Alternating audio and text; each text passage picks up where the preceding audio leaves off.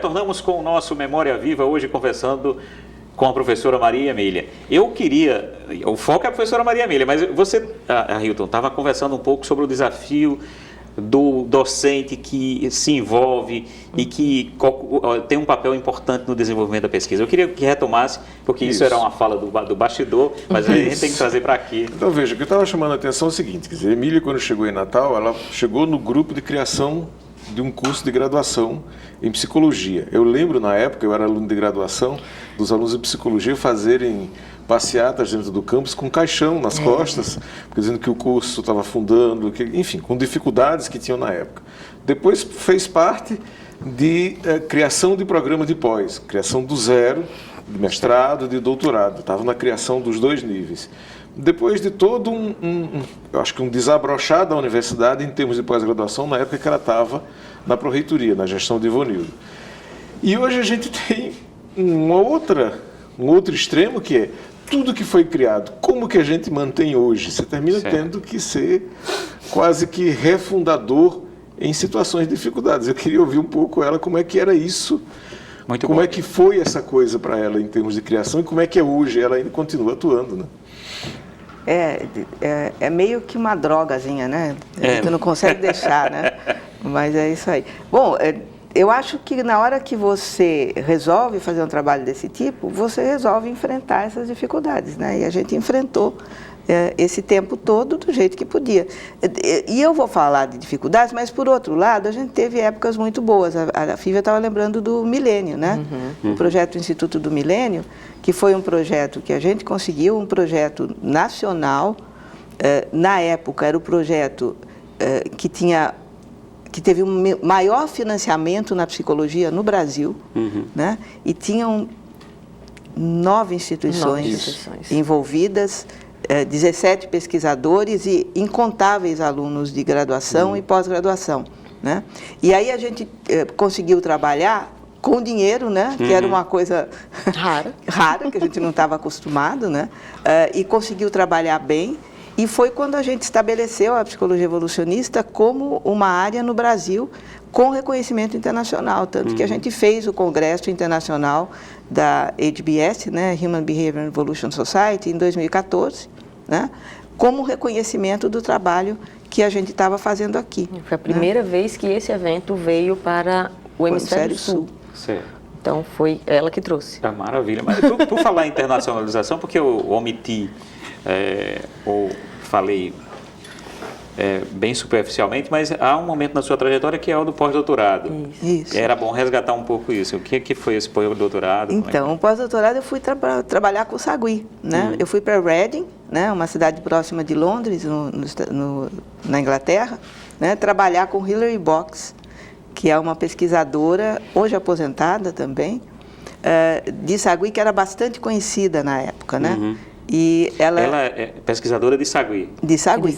E ela já tinha vindo a Natal várias vezes, nós tínhamos um convênio, né? Então ela vinha, passava um mês aqui, eu ia para lá, passava um mês lá, era um convênio da CAPES British Council, né? Então a gente já tinha uma interação muito grande, né? E aí eu fui para lá e desenvolvi um trabalho lá em colaboração com ela, né?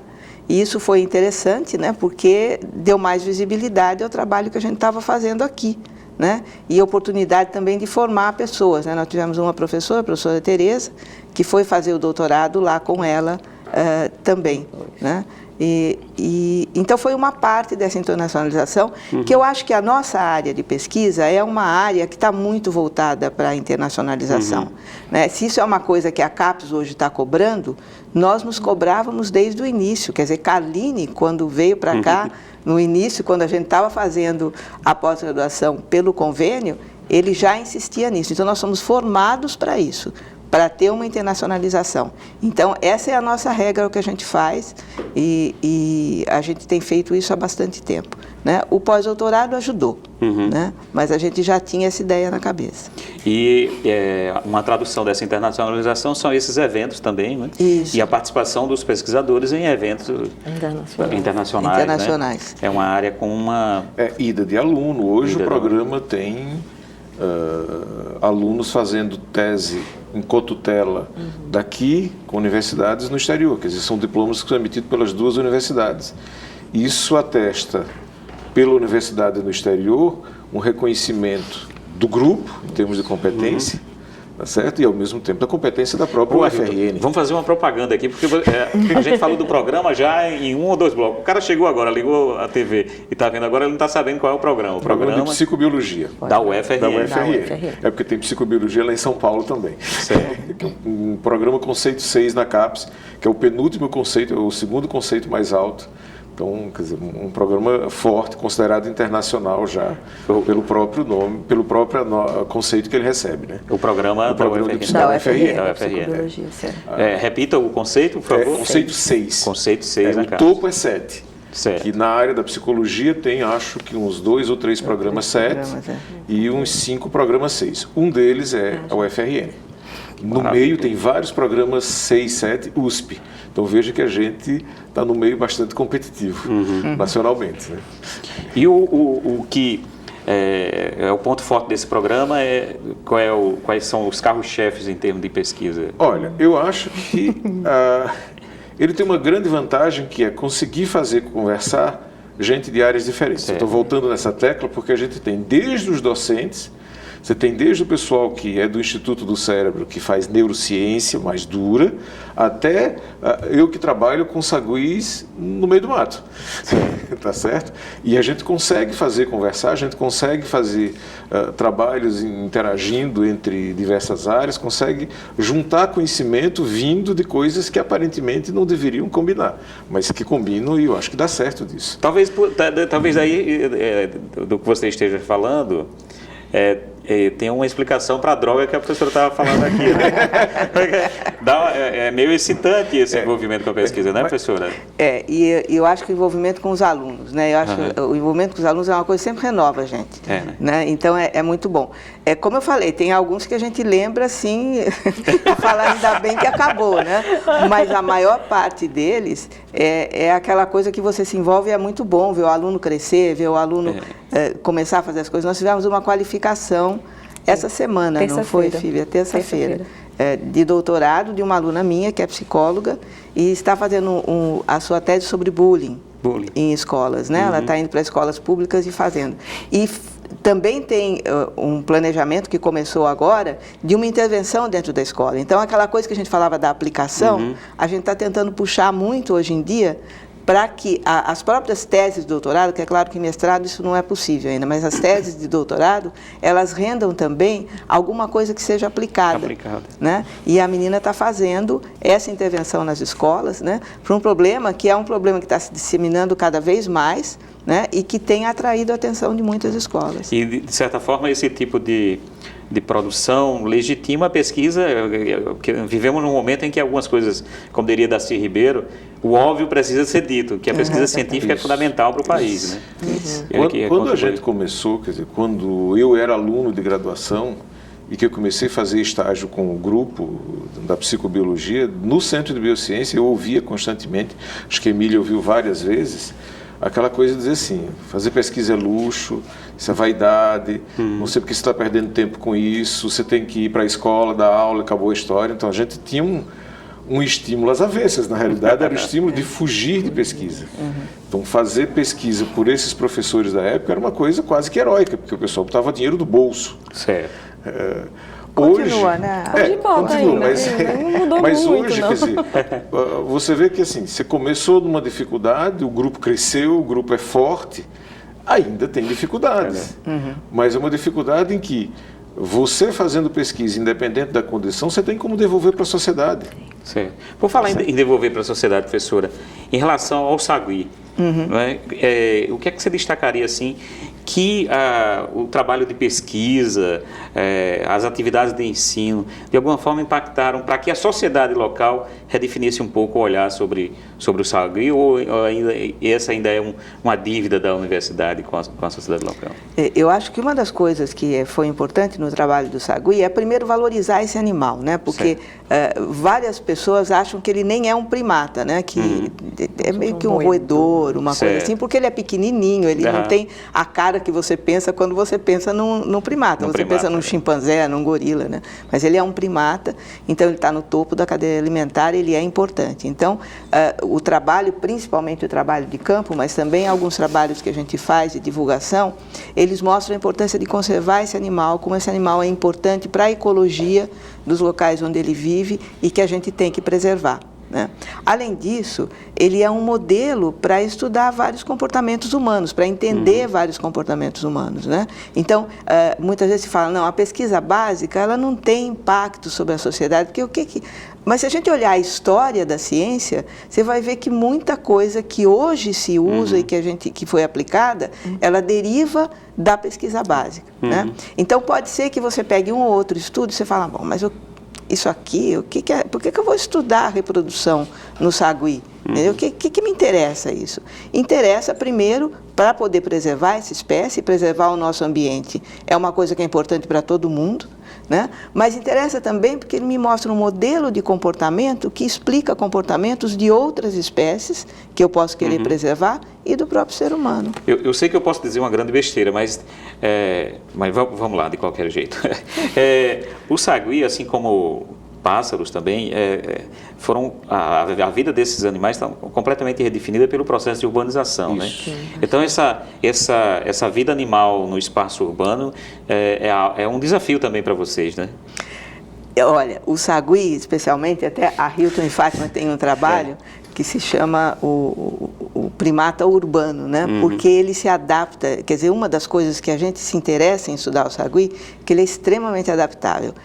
Ele é nativo do Nordeste do Brasil, só que você encontra ele na Amazônia, onde ele não é nativo. Você encontra ele em Santa Catarina, tem uma ilha lá que foi invadida por saguis.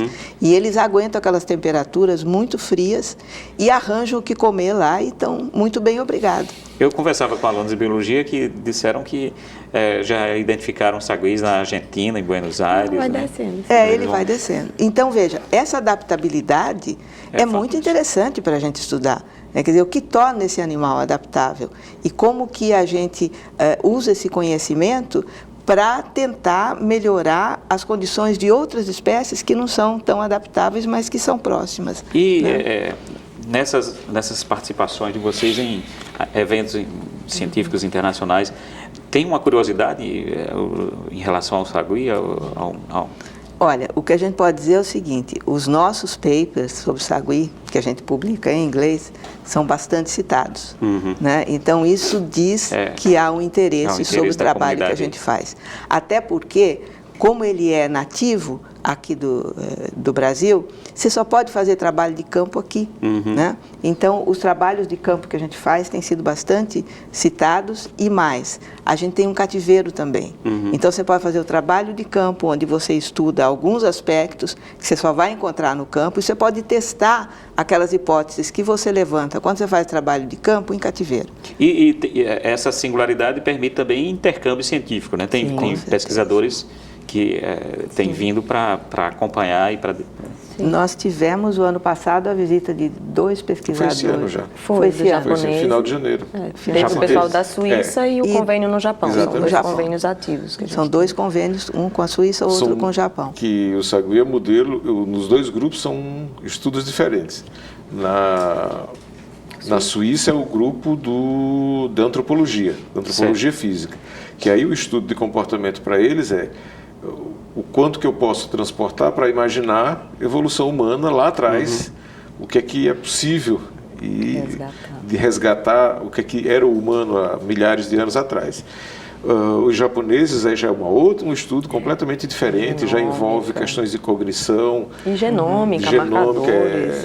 O que a flora intestinal produz que atravessa a barreira encefálica e vai influenciar o nosso comportamento. Então eles estão estudando numa outra direção, mas vem exatamente aqui atrás desse tipo de estudo. A conversa é tão boa, e aí o tempo da televisão é tão curto. A gente está próximo do final, mas professora, você já tem netos? Tenho 2 netas. Tenho 2 netas. Depois desse tempo, dessa trajetória exitosa, marcante como pesquisadora e importante para a história da UFRN, o que é que você diria às suas netas sobre a vida como pesquisadora? O que é que vale a pena? Por que vale a pena investir nisso? né? O que é que você diria para elas? O que é que você espera do futuro da atividade científica no Brasil? Ixi, Estava tudo tão simples, né? Não, agora complicou. Eu me lembro que quando eu era coordenadora de um Pronex, que é um programa da FAPERN, me pediram, como pediram a todos os coordenadores, que escrevesse uma carta como se estivesse escrevendo a um filho ou uma neta. E aí eu escrevi, na época eu tinha uma neta só, certo. Eu escrevi uma carta para ela, né? Falando sobre o trabalho do Saguis, porque era o tema do Pronex, né? Então, foi contando para ela o que era o Sagui e como eu gostaria que ela se interessasse por esse tipo de coisa também, né? Em termos do futuro delas, o que eu espero? O que você espera de um filho ou de um neto? Não é que eles sejam felizes, essa é a primeira coisa que eu espero, né? Sim, o nome delas Camila, que tem 8 anos, e Isabela, que tem 6 anos. Sim. Tá? Mas o que eu espero é que elas se interessem por ciência. É lógico que isso é uma expectativa que pode não ser preenchida, porque elas podem se interessar por outras coisas, mas que elas façam o que elas gostem e de uma forma muito cuidadosa, com muita paixão, entendeu? Que é o que eu fiz na vida, né? Se for para a área científica, eu vou ficar mais feliz ainda, mas se não for, eu vou ficar feliz desde que elas estejam fazendo o que elas gostem. Maravilha. Professora Maria Emília Yamamoto, muito obrigado. Muito obrigado a Hilton, muito obrigado Fívia. Obrigada. Foi uma honra para o nosso Memória Viva contar com a participação de vocês. Terminamos aqui então mais uma edição do nosso Memória Viva.